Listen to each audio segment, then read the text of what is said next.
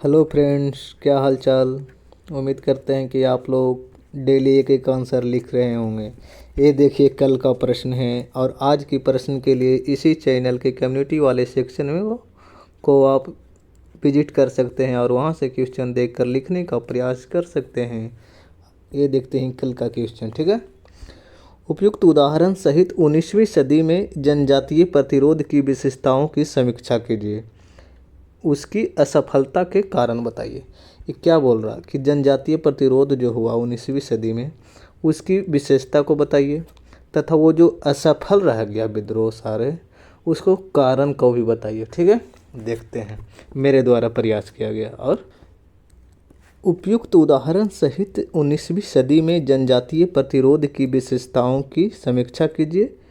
उनकी असफलता के कारण बताइए, ठीक है। सबसे पहले क्या लिखा जाता है? भूमिका। भूमिका देखेंगे किसके बारे में? जनजातीय प्रतिरोध के बारे में क्या है।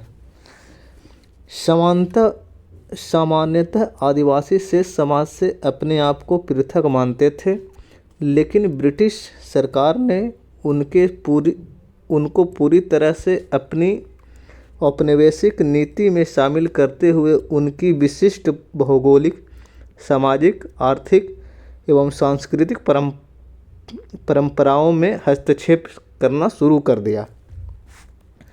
परिणाम स्वरूप जनजातियों द्वारा औपनिवेशिक सत्ता के विरुद्ध जनजातीय आंदोलन का आरंभ हो गया।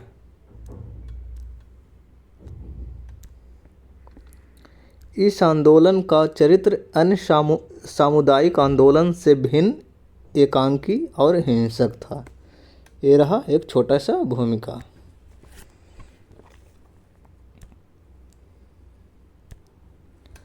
जनजातीय लोग समानतः ब्रिटिश नीतियों के विरोध में आंदोलन प्रारंभ कर दिए, जिसके कुछ उदाहरण 19वीं सदी के पहले भी देखने को मिलता है, जैसे पहाड़िया विद्रोह, चुआर विद्रोह आदि, और 19वीं सदी के बाद भी देखने को मिलता है, जैसे अहोम विद्रोह, ताना भगत आंदोलन आदि, ठीक है। नेक्स्ट पेज में देखते हैं।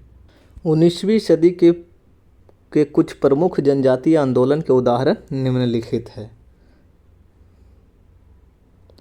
खासी विद्रोह 1830 से 33 के बीच में हुआ। भारत के उत्तर पूर्व पहाड़ी क्षेत्र में अंग्रेजों के द्वारा सड़क निर्माण के लिए बाध्य करने के फलस्वरूप तीरथ सिंह के नेतृत्व में यह विद्रोह हुआ। यह आंदोलन ने बलात् श्रम के विरुद्ध आवाज़ उठाया। यही इसकी विशेषता है, ठीक है। अगला देखते हैं, कोल विद्रोह। कोल विद्रोह 1831-32 के बीच में। छोटा नागपुर क्षेत्र के कोल जनजातियों के गांवों को छीनकर अंग्रेजों द्वारा बाहरी लोगों को दिए जाने के विरोध में बुद्धो भगत एवं सुरगा राय के नेतृत्व में यह आंदोलन शुरू हुआ। इस आंदोलन की उपलब्धि यह रही कि ब्रिटिश सरकार ने प्रशासनिक सुधार करते हुए कोल जनजातियों के लिए एक पृथक क्षेत्र का निर्माण किया, ठीक है। रंपा विद्रोह। झूम कृषि पर प्रतिबंध, बाहरी व्यापारियों एवं साहूकारों के शोषण के विरुद्ध 1779 ईस्वी में राजू रंपा और 1922 में अल्लूरी सीताराम राजू के द्वारा इस विद्रोह का नेतृत्व किया गया। अल्लूरी सीताराम राजू गांधीवादी विचारों से प्रभावित थे और असहयोग आंदोलन के समय सक्रिय रहने के बावजूद भी आदिवासियों के कल्याण हेतु उन्होंने हिंसा अपनाया, हिंसा को आवश्यक माना। नेक्स्ट विद्रोह, रामदंडू विद्रोह 1884 ईस्वी। राजन अनंत नय के नेतृत्व में अंग्रेजों के विरुद्ध यह विद्रोह हुआ। यहाँ कहा गया कि यदि मुझे सैनिकों और शस्त्रों की सहायता मिले तो मैं राम की भूमिका निभाने को तैयार हूँ। नेक्स्ट, संथाल विद्रोह 1855-56 ईस्वी। राजमहल पहाड़ी क्षेत्र में ब्रिटिश नीतियों, ठेकेदारों एवं बाहरी लोगों के खिलाफ सशस्त्र विद्रोह किया।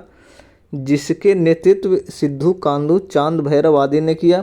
परिणाम स्वरूप विद्रोह शांत हो जाने पर सरकार ने उनकी असीम शौर्य एवं बलिदान को देखते हुए नवंबर 1856 ईस्वी में संथाल परगना नामक जिले की स्थापना की और संथाल आदिवासियों के लिए भू स्वामित्व के संरक्षण हेतु संथाल परगना काश्तकारी अधिनियम पारित किया। मुंडा विद्रोह 1899 से 1900 ईस्वी। उलगुलान विद्रोह के नाम से प्रचलित मुंडा विद्रोह 1899-1900 ईस्वी के दौरान छोटा नागपुर के क्षेत्र में बिरसा मुंडा के द्वारा नेतृत्व प्रदान किया गया। इस आंदोलन का लक्ष्य शोषण मुक्त समाज की स्थापना करना, अकाल एवं बीमारी से पीड़ित लोगों की सेवा करना तथा कर्मकांडों से मुक्त होकर एकेश्वरवाद पर बल देना था। साथ ही ब्रिटिश सरकार को किसी भी प्रकार का कर न देकर एक मुंडा राज स्थापना करना था। इस विद्रोह के पश्चात 1908 ईस्वी में छोटा नागपुर काश्तकारी कानून पारित हुआ, जिसमें सामूहिक खेती को मान्यता प्रदान की गई। नेक्स्ट क्वेश्चन का अगला भाग, जनजातीय विद्रोह की समस्याएं या असफलता के कारण निम्नलिखित थी। समस्याएं नहीं यानी सीमाएं या असफलता के कारण निम्नलिखित हैं। जनजातीय विद्रोह स्थानीय समस्याओं से जनित भारत के भिन्न भिन्न क्षेत्रों में घटित हुए। इन विद्रोहों की कोई पूर्व योजना नहीं बनाई गई एवं भिन्न भिन्न जनजातियों जैसे भील, कोल, मुंडा, संथाल आदि अलग अलग समय में विद्रोह किया, अतः सरकार को कुचलने में आसानी हुई। आदिवासी परंपरागत हथियारों तीर, कमान, भाला आदि से युक्त थे, जबकि ब्रिटिश सरकार के पास आधुनिक हथियार थे, अतः संघर्ष में आदिवासी पराजित हुए। जनजातियों में अंधविश्वास मौजूद था। इनका मानना था कि चमत्कारी शक्तियों के माध्यम से ब्रिटिश को पराजित कर देंगे, किंतु ऐसा नहीं हुआ और वे अंततः पराजित हुए। अब एक छोटा सा निष्कर्ष,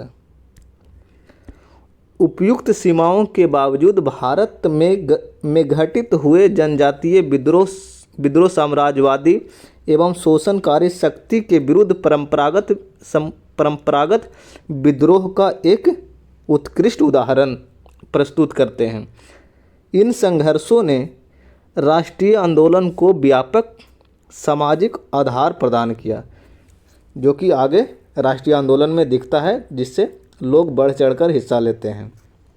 ठीक है, ये तो रहा कल का आंसर। जो आज के क्वेश्चन के लिए इसी चैनल के कम्युनिटी वाले सेक्शन पे विजिट कीजिए और क्वेश्चन देखिए और लिखने का प्रयास कीजिए, जिससे कि आपका आंसर धीरे धीरे सुधरते चला जाएगा। ठीक है, धन्यवाद।